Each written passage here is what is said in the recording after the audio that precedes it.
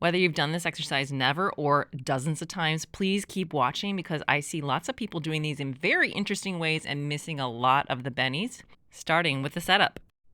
In quadruped, push your chest away from the floor, spreading the shoulder blades. Take a long and full exhale until you feel that bottom ridge edge knit into your belly, and then gently tuck your tail. With your hands splayed wide, pick up one leg, draw your knee toward your elbow, lift the shin parallel to the ground out to the side, and then continue lifting as you swing your leg back until your knee is in line with your shoulder and hip.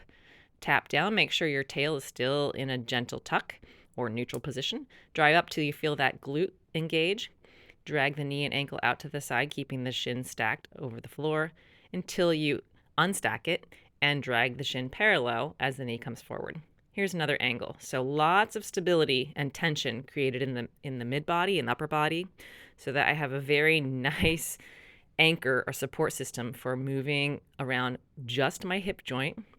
Nothing else is moving, not my knee, not my back, while I find the edges of the full range of motion of this movement, getting to the edge of internal and external rotation, so the rotational capsule capacities, and also the range of motion, the circular range that your leg actually can move through.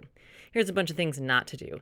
Stay real loose in the upper mid body and let your spine and your knee in.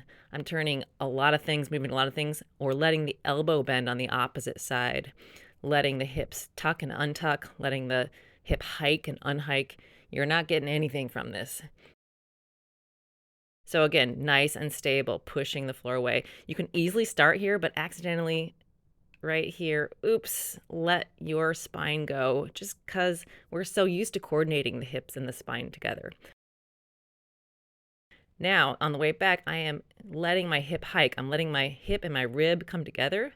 Sometimes I use my opposite hand or just think about keeping that space opening or widening as I pull my knee forward. So you keep, again, your spine from flexing while you're trying to just isolate the hip. One more good rep while I explain to you why we're doing this. Number one, builds strength, builds better connection, and a better, more detailed roadmap between your brain and that joint. It helps reduce arthritis onset. It helps keep us active and mobile throughout our years. It just is like flossing your teeth for your joints. But the main point is to isolate that joint's movement without letting other joints in and not missing any of the edges. So keep that rule in mind while you're doing these drills.